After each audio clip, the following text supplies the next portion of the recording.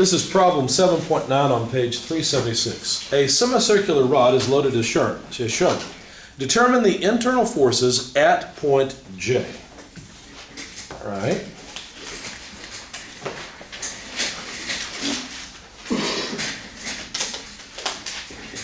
I'm just going to draw one side of the roller support. The member is a semicircular member, pivoted on ground at B, and there's a roller up here at A. There's a load of 120 newtons acting at A, and point J is over here at 60 degrees off of vertical. And then there's a 180 millimeter radius for this semicircular member. We're supposed to determine the internal forces at J. So how are we going to do this? Well, what I'm going to do is just take a free body diagram of the segment from here to here. Now, if I do that, let's see, there could be some internal loading or some loading, external loading from the wall here. Maybe I should look at an overall free body diagram, but that would be pretty trivial, right? Because the only load necessary, the only reaction necessary to hold equilibrium would be a load Vy equal 120 newtons. So the free body diagram of the overall thing is pretty straightforward. There's really no need for any force at A, because we're assuming these two are just perfectly balanced. In the real world, you need a small force here, but we won't worry about that. Because, of course, the two loads are not going to be perfectly on top of each other. You need this load to be back this way a little bit, which means you need a little bit of horizontal load, but we're neglecting that for now. It won't make much of a difference anyway. So I'm going to take a free body diagram of this upper segment with the wheel and the 120 Newton load. So this is point J, and the only types of loads that we can have are loads that are normal to the cut surface. This is what I would call an axial load F. Shear loads going laterally, we call those V. And then a moment load. Now if I set up a coordinate system like this, X, Y, I would tend to have counterclockwise as positive, so I'll just draw my moment load in that direction. So far so good? So I need to calculate the magnitude of these loads. Well, if we sum forces in the vertical direction, we'd have negative 120 newtons, and then we'd have a component of the shear load plus Vy minus Fy. You see what I've done there? I'm not worried about exactly what the geometry dictates, how much percentage of V and F are in the vertical direction. I'll just write the vertical direction for the time being, noting that Fy acts downward, Vy acts upward. Okay? Now let's get into the geometry a little bit and figure out what factor to multiply the total load V by in order to get just the vertical component. And let's write 120 newtons, taking this to the other side of the equation, equals V, and let me figure out the Y piece. Well, let's see. V acts along this direction, right? So that means that V would form a triangle, a right triangle with a, 30-degree angle here? If we wanted to use the 60-degree angle, that's on the other side. I guess we could, since that's what's given.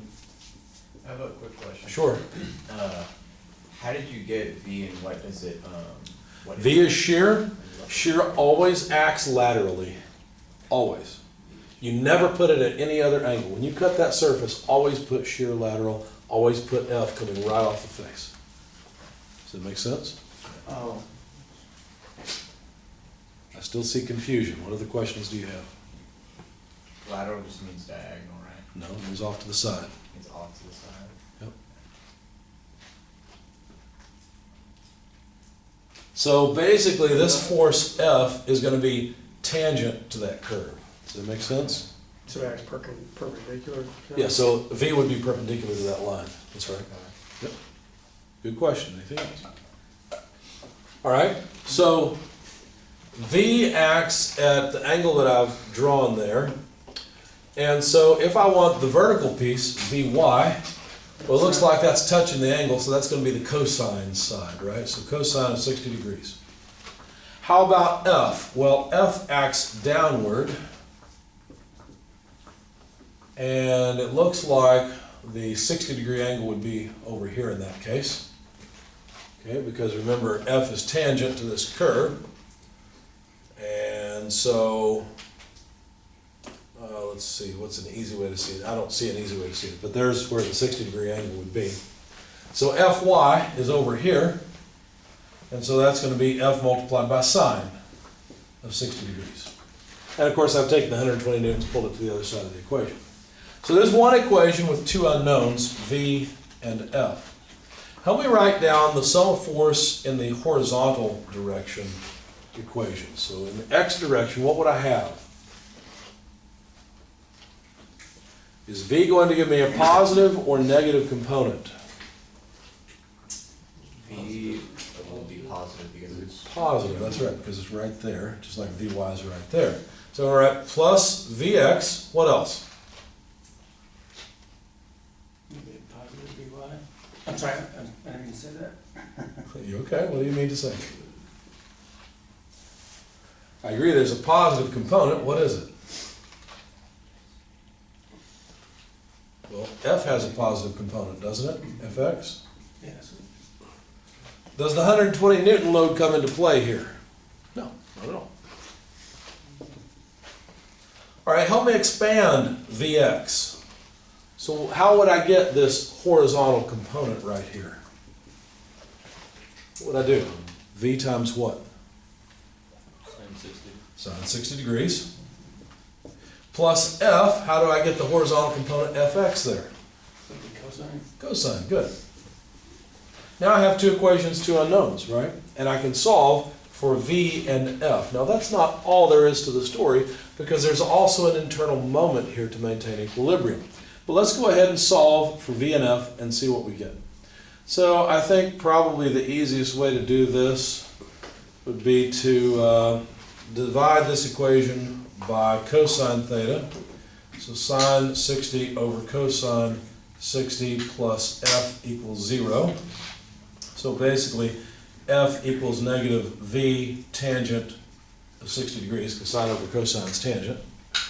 Okay. And then I can plug that in up here. So let me get rid of my original sum of force in the vertical direction equation. And that way I can go up and continue working. 120, and I'll just drop the newtons. It's all going to be newtons. So V cosine 60 degrees minus F, but F is minus V tangent 60 degrees, and don't forget sine 60 degrees. Okay. Tangent of 60 degrees is the same thing as sine over cosine, so maybe I should have left this. Sine 60 degrees over cosine 60 degrees. And then, let's see, if we factor out the v's, we'll have cosine 60 degrees plus sine squared of 60 degrees over cosine of 60 degrees. And so, sorry, this is getting messy. Try to keep it all in one place. Let me move back down here. So 120 equals, actually, you know what? Let me multiply through by cosine of 60 degrees. Cosine 60 degrees on the left equals V cosine squared of 60 degrees, forget my parentheses, plus sine squared of 60 degrees.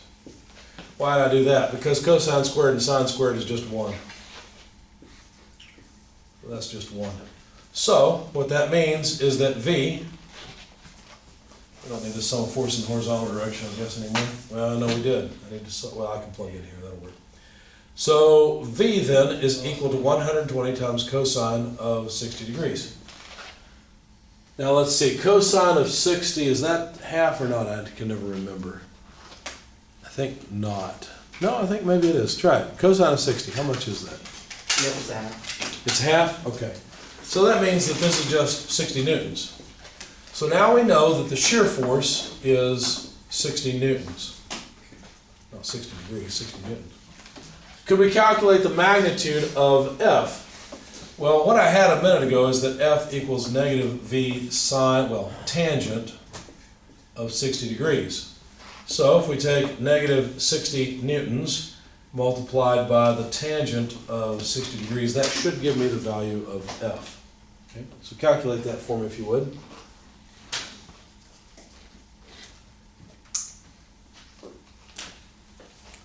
Tangent of 60 degrees multiplied by 60 newtons comes out to what? 103.92. That's negative 103.92, right? What does that mean? What does that negative sign indicate? This is on the, This is for F. does that mean it's compression? Yeah. It's actually compressing, isn't it? Okay, so what was the number, 106.92 you say? Yeah. 103. How much? So 106 or 103? 103.92. Okay, so let me call it 104 and be done with it, okay? So 104 newtons or so. That makes sense. We've got to push up this way because think about it, the sum of F and V has to do what? Make this a 90-degree angle. The sum of F and V has to form a 120 Newton force, doesn't it? Yeah. Because it's got to support, and offset the 120 Newton load. So if we calculated the vertical component of F and V, we would get 120. In fact, that's what we did here. That's what these equations say. Okay. Well, that's good to know. What about the moment? Well, we could go through and we could calculate the moment of these various forces if we wanted to, consider them a force couple, but what might be easier is just to sum moments about point J. That way, and we'll take counterclockwise as positive as we normally do, that way V and F will cancel, they'll have no moment arm, and we won't have to deal with the fact that they're at some odd angle in our coordinate system. So what I'd like to do instead is take moments about J, and one of those moments is the internal moment M itself, but then there's also a moment due to this 120 Newton load. Now, since we're taking moments about this point, and that 120 Newton load acts it downward, is that tending to cause counterclockwise motion about J or clockwise motion about J? Does the 120 Newton load tend to cause clockwise or counterclockwise motion? It's gonna Counterclockwise, therefore it's positive, right? So 120 newtons multiplied by the moment arm. What's the moment arm? Well, it's that distance. What is that distance? Well, let's see. We should be able to figure that out from geometry. Let me think for a second. We know that this side is 180 millimeters long. And let's see. We know we've got a 60-degree angle here. So that forms the triangle.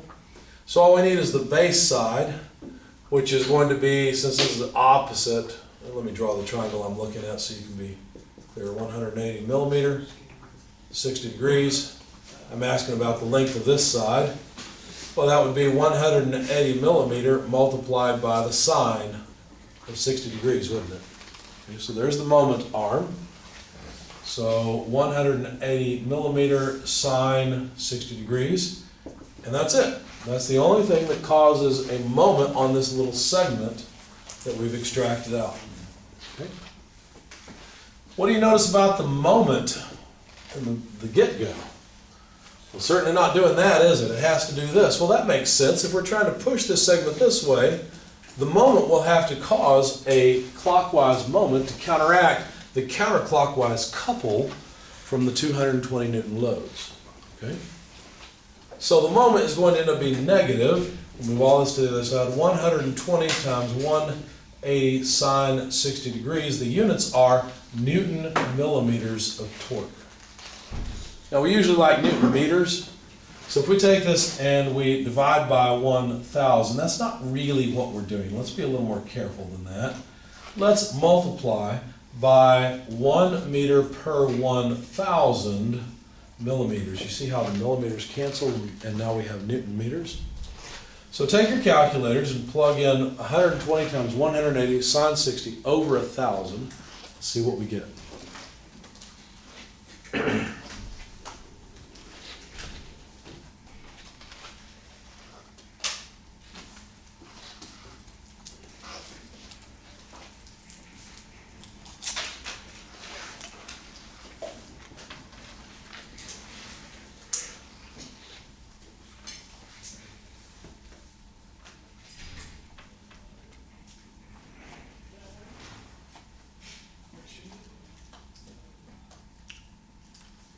Negative 18.71. Negative 18.79.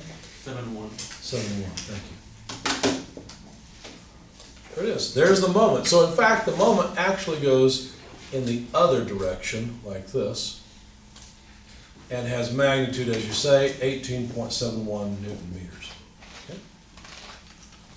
Does this make sense? Any questions? Let me ask you a question. Where the heck do these loads come from? What is it that's applying that force, that shear, and that moment?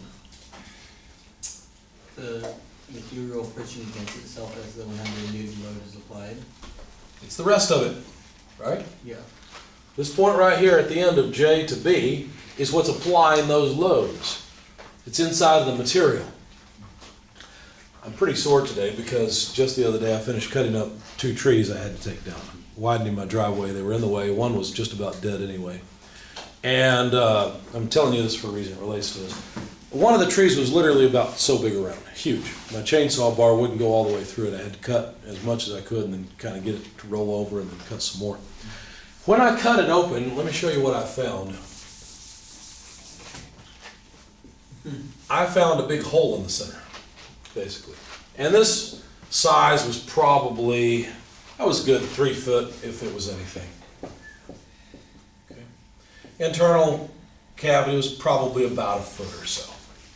Now this tree, when it was sitting in my yard, I knew I had to take it down because it was sitting on ground, but it was basically like this. There was a section that had fallen off that used to be there and a storm came along. It turns out the wind blows the tree in this direction most of the time anyway.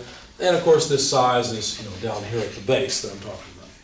So I had to take the tree down for various reasons. I could tell it was rotten on the inside. It needed to come down. Here's what's interesting to me. Do you know how much weight there was here in this tree?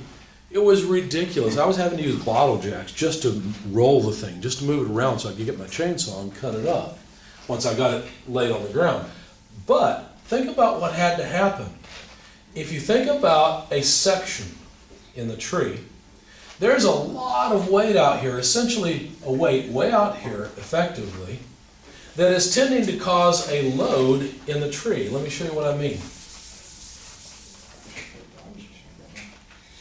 So let's draw a little bit of stump, okay? And what would happen is this load is acting on the stump in such a way that we've got a heck of a moment like that applied to this part. There would also be a huge compressive load, and whenever the wind blew, there would certainly be a shear load as well. What was neat to me is the fact that the wood, although there was about a foot hollowed out, was still capable of providing this. Because think about where these loads have to come from. Basically, this side has to push up on the remaining tree, and this side has to pull down. And I was actually amazed how long I had to cut through this with a chainsaw before the wood actually finally failed. So it tells you how much excess strength the wood had against just the weight, just the remaining bit of the wood. But of course, eventually what happened, because I did cut it this way, which was probably a mistake, but that's what I did. Eventually what happened, I came from the backside and cut no, I remember what I did. I made a sort of a notch like this. When I came in from the backside and started cutting, eventually the tree failed. Let me draw what it kind of looks like, or looked like when it failed. All that was gone. It basically had a segment that stuck up like that. Basically, I got to the point where the wood literally just pulled apart. All the weight of this tree was so high that it just ripped off the rest of the wood. And there was probably a good 4x4 or 4x6 post size of wood. That's how much cross-sectional area there was. And it's just that the rest of this tree that just, so much weight, that the internal loading in the material finally failed. Of course, we're getting into strength of materials, but you see how this relates, right? We can consider the loading being applied as a combination of just three things. Axial force, which obviously is in the other direction, moment, and shear. It breaks down into those three things. It sounds like that tree was still pretty alive. It was definitely alive.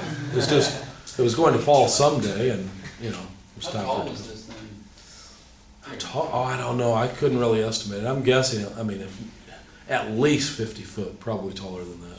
It was a good sized tree. Oh my gosh. Yeah. So it was leaning? I know that tree. Like leaning? It was leaning. I know that tree. Yeah, it was leaning. Okay. Yeah. Did Well, it like it's- branch off at some point, but it wasn't all? Yeah, it originally had a branch coming off like this, so it was kind of balanced, but that branch fell off several years ago in a storm. So the trunk held that up still, Yes. and it had a hollow inside. Yes. What you learn in strength of materials is actually, it turns out that center section is nowhere near as important as the outer section. Okay. So it's the outer section that actually gives it the strength. The inner core didn't really matter. Gotcha. Any other questions, comments? All right.